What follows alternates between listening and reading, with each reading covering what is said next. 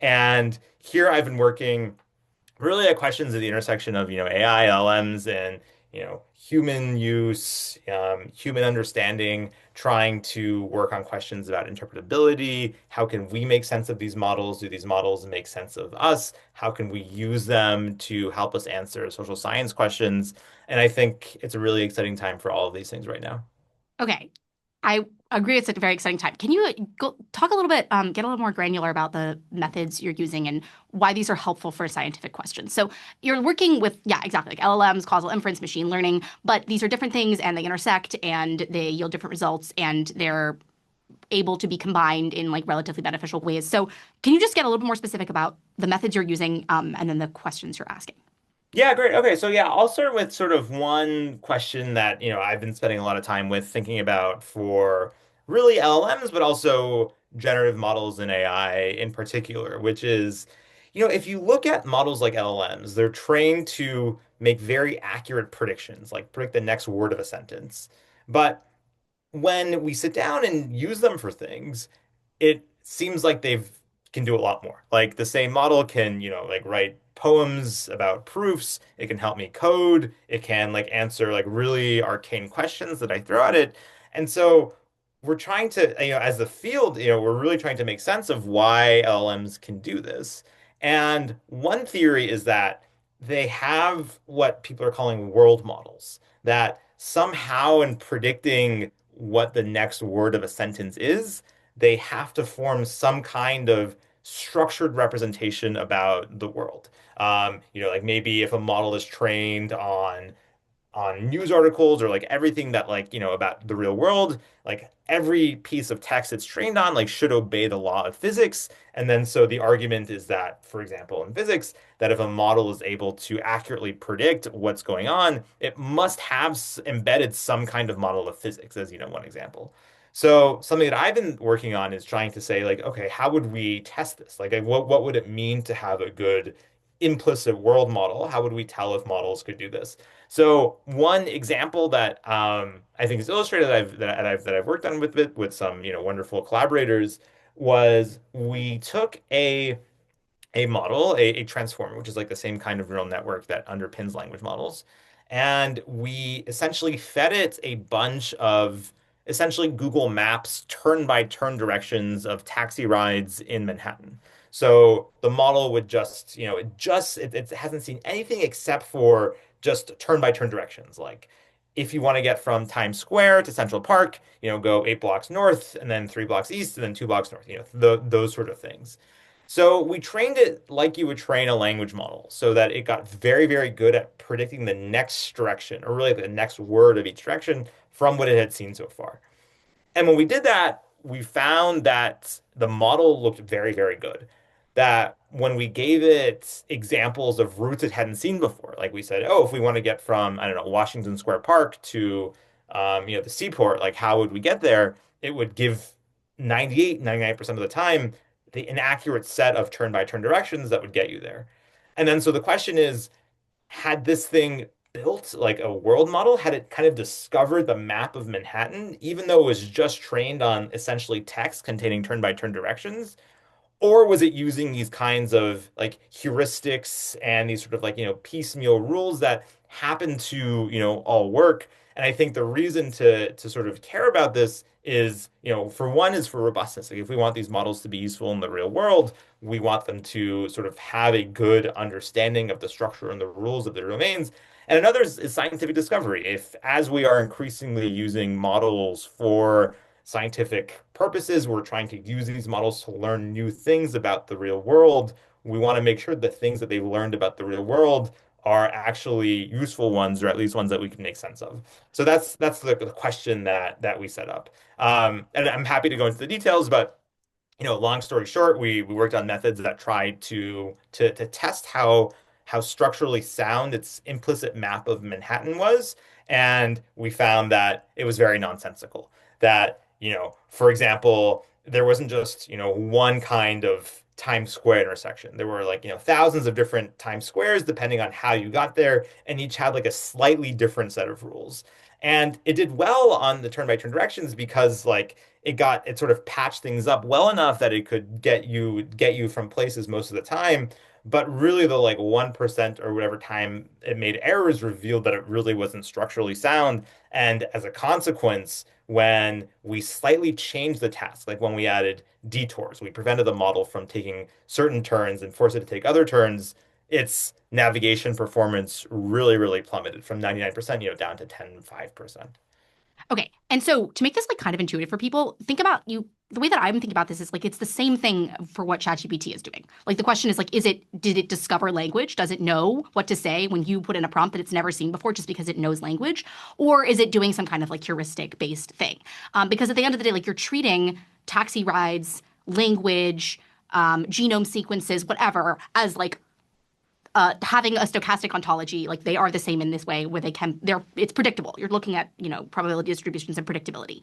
And then you're thinking about like, right. So you said like, it kind of has this like incoherent world model when you look at the implicit world model. So in one of your papers, you talked about how like it has this incoherent world model and that leads to like fragility, right? So what is fragility, right, in this context? But then also, are we just to take fragility as a kind of trade-off and then just move on? Like, is that what the project is?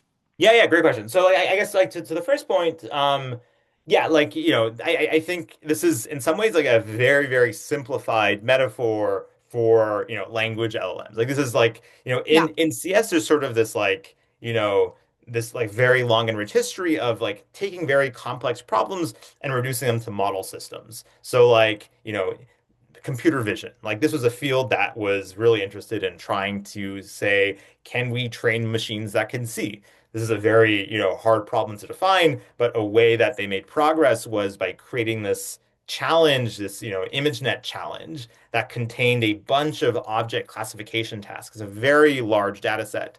And making progress on that, which was, obviously a much sort of smaller scale thing than what it actually means to see, could help us, see and like build like what would work there would help us in the bigger sense. So this is like very much in the spirit of that. This is, like kind of like the fruit fly of like world models where we would want to know if a model that's been trained on language has like learned the rules of language, learned all these, things about human behavior, physics, like all these things that we can't really write down. And so the reason that, we found the taxi example really exciting was that it is like kind of like a simplest instantiation of this problem that we're interested in. And I think working on that also helped us deliver like come up with generalizable procedures that we could use across things as well.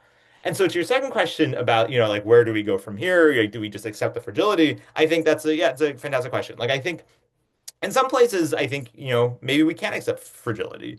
Like I think that a model doesn't have to be perfect all the time to be useful. Like AlphaFold is a great example of this. It makes errors that like are sort of obvious, apparent errors to many scientists, and that that like people would say like that doesn't really have a good role model, but it has clearly been useful because we have a sort of sense of oh, this is a somewhat reliable but not 100% reliable predictor, and we can still use it in some ways. So in some cases, absolutely, we don't need the model to be perfect. But I think that as models are being used increasingly in kind of higher stake settings and, medical diagnosis, legal nonprofits are increasingly rolling out chatbots to try to give legal advice. These are all domains where there is a kind of world model that we want the models to understand. Like, we want a model to have a good, like the law, that's a world model we want the model to have. The rules of medicine, that's another one. And I think here, we sort of need to get beyond to where we are now. And I guess my perspective is that, one place to start is work on defining what it means to have a world model, like create metrics. And once we have metrics in place that are different from prediction, that are trying to capture more of this kind of fragility and coherence, we can make models that are tailored and optimized against those and whatever we've been doing so far. Okay. This was many years ago, but you presented at least a paper like 6 years ago on your work on Senate speeches, and you were looking at like textual indicators to think about ideology. And this was really interesting to me because this is like the same thing that has happens all the time in linguistics. Like, Democrats say Iraq and Republicans say Iraq and, Iran, Iran, and it's completely stratified along these party lines. You were again doing this thing where you're just trying to get the implicit world model. So you're training the transformer on Senate speech data, and then thinking about like the words that people use when they're talking about a particular issue. So abortion or healthcare or things like that. Can you talk a little bit about this being like a little bit, frankly, just a little bit more of a realm where like bias creeps in? Because I understand it's like you can really, there's an objective city of Manhattan that you can compare to the model that the transformer has. But I'm not as convinced that there's this like objective spectrum of ideology and or like what we would necessarily learn from that objective spectrum of ideology if given whatever the results were from that study.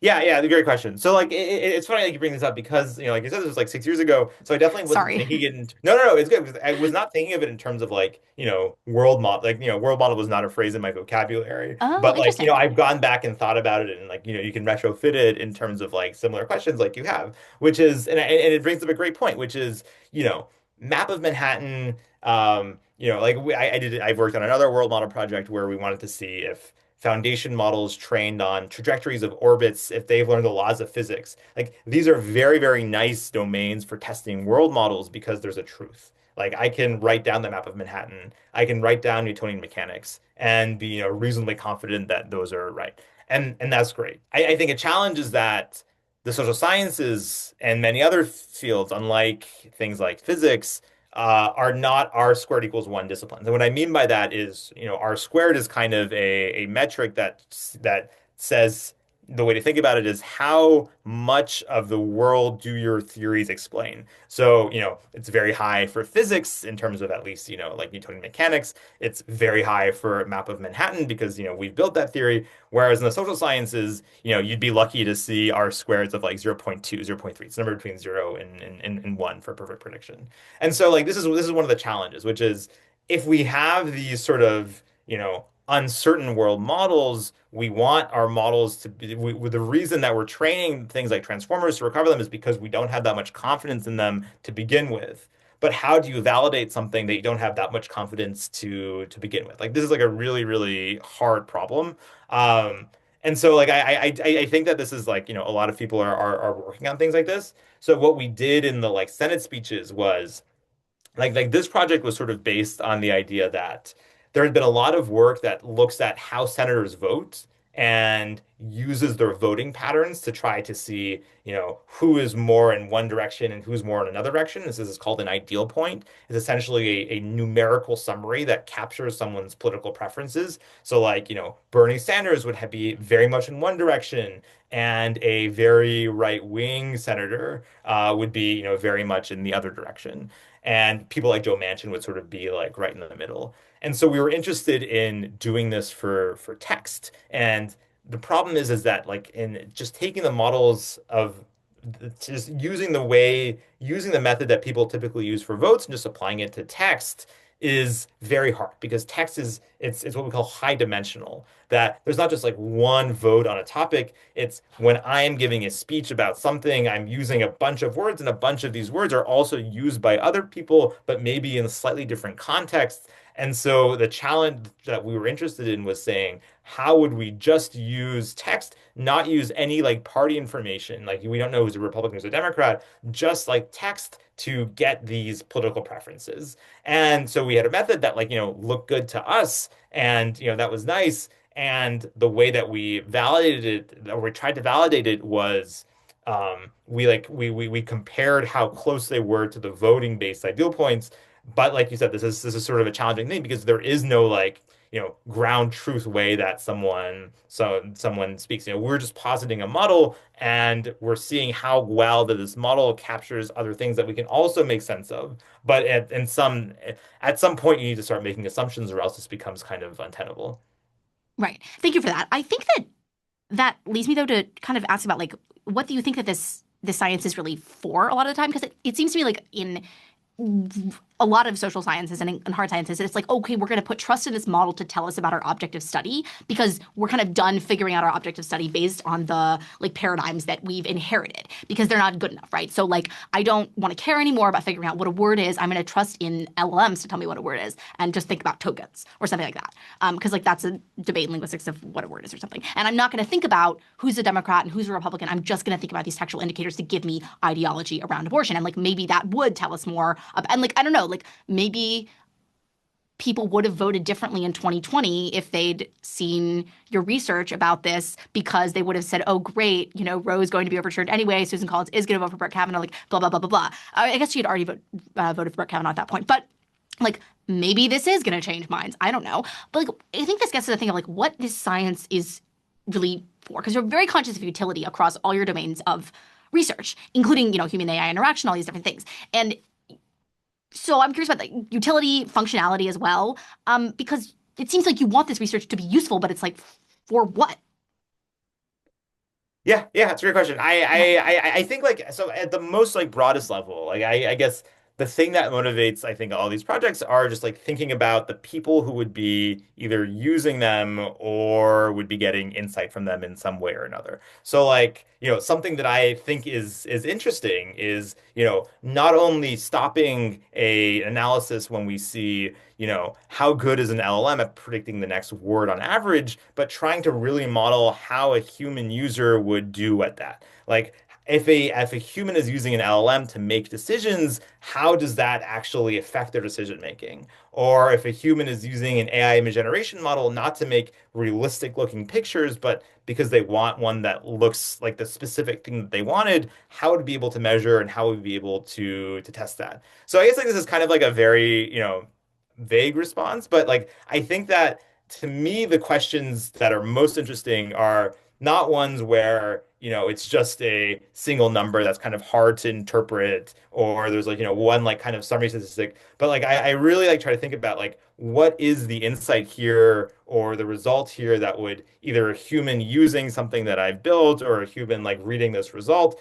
can make sense of and, you know, hopefully either think about how they can make changes to their daily life based on it, or we can change how models are built and being designed for that human in mind. So yeah, I don't know if that's like if that was what you were looking for. Yeah, no, I mean, I guess like I want to know, maybe thank you for that. No, that was a great answer. I'm curious also about the interdisciplinary perspective. This is something that I was like obviously fascinated. Well, I think that's like probably one of the main reasons I wanted to have you on the podcast was for the interdisciplinary perspective because it kind of does amaze me that you're doing all this economics research with economists, but you have very different like skill sets, and then it seems like it seems to me like the objects of study can get more and more diverse under one methodological umbrella right now. Like in the social sciences, like if we move towards these like neural network models, stochastic models, the object of study can just like expand and be anything. Like it can be genome sequences. It can be people say on the house floor. Like it can be anything.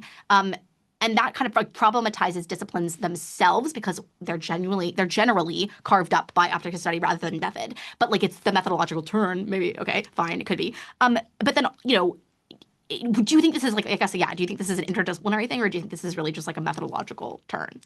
Do I think what is an interdisciplinary thing? Like this research that it is that it can encompass that it's kind of like this like object neutral approach like it's you're just developing methods and then thinking about like the implications of that and then tweaking it slightly depending on the object of study but like not really because whether it's a textual indicator that's actually like a phonological indicator or a textual indicator that's really like a taxi cab steering wheel indicator it's the same thing to the model. Yeah, okay. I want to make I think I understand, but I may not. So, you know, correct me if I not understanding the question. I guess like to the point about like, you know, interdisciplinariness, I guess this is where I'll start. I I do think like increasingly especially, you know, like as, you know, everyone's using AI and like, you know, like we can't escape it and it's all over the news and stuff. Like Yeah. my view is that like there's not one discipline or set of ideas that can be used to answer the questions that we want or even to ask the questions that we want.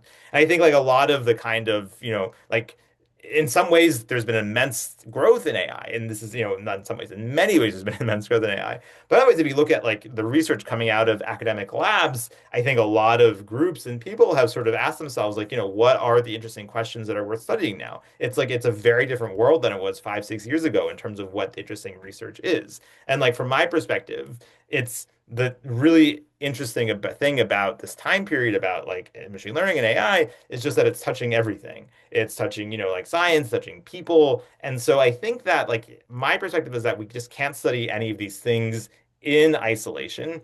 And we can't just study them just in terms of like, like general methods without thinking about an application. So my like how I think about research is I always start by thinking about what is the like practical impact, like what is like the pragmatic application. And then I a lot of times end up working backwards to thinking about, oh, this is like a methodological thing we need to do. We need to test for world models. We need to find ways to debias methods. And I think because AI is touching everything, that this is really the time to bring an interdisciplinary perspective. And I think one of the really challenging things about interdisciplinary research is that most of us are trained in one discipline. And when you start like talking about another discipline, you sort of have like an accent. Like, you sort of are, it's clear to people in that other field that like, oh, this person doesn't come from there. And it's not just talking, it's also about like thinking. It's, like it's tough to figure out like what are the interesting problems or the ways of thinking in that field. And so I think that like, something that I'd love to do that I think there's been, more of work of this recently, but this is still like hasn't taken off to the extent that I hope it has, is to train like interdisciplinary thinkers in the areas I work in, and like AI and social scientists. There's been a lot more like now in econ PhD programs, a lot of the students are coming in really, really interested in AI. And I think that the more that we can get together people in the same room who, have AI as a background, have econ as a background, or sociology or other sort of sciences, so on and so forth, and talk to each other and learn about their problems, not just once, but over an extended period of time, I think is sort of something that I've, benefited a lot of. And I think that from obviously my biased perspective is what's going to be really useful going forward. Right. But I think that something that stalls that or prevents that is that there's like so much friction that's introduced when you have that accent, like you said, and when you don't understand each other right from the get-go. And like I've worked with economists, like I've worked with computer scientists, and it's like it can be really fun, and it can also be kind of frustrating because like people do not understand each other, and sometimes the middle ground that you get to isn't necessarily better. I know that I like oh God, one of my literary theory grad seminars, and my professor was like talking about how frustrated she was, even with like an interdisciplinary seminar within the humanities, because she was like, the problematics that we're all situated in are sometimes contradictory, and so all it ends up being is like, well, as a art historian, or as a historian, or as an archaeologist, whatever, like I think this, and then it's just like we're at this impasse. And I think that like that can be the challenge of interdisciplinary research, and the benefit is that like you learn something new, and like blah blah blah blah, and like Yeah. it's kind of like this hunky-dory situation. But like I've definitely been in those rooms where it's like fresh. Like I took a grad seminar that was like co-taught by a computer scientist and basically an author. Like we have this discipline called literary arts, and I know that like a lot of the grad students in that class were like frustrated with like the slow pace, or like they didn't understand things. And I think that like I was actually having a great time because I was like had some background in neuroscience, and I had some background working with LLMs, and so I was like rocking out with the readings. I was like, this is awesome. Like give me more Mar, like in 1980 whatever. Like I love it. But it takes having a little bit of like background in these other fields. So I think you're right. The point about like, yes, we need to train interdisciplinarily from the start. But I think like seeing interdisciplinary research as like a priori sexy or a priori beneficial is difficult.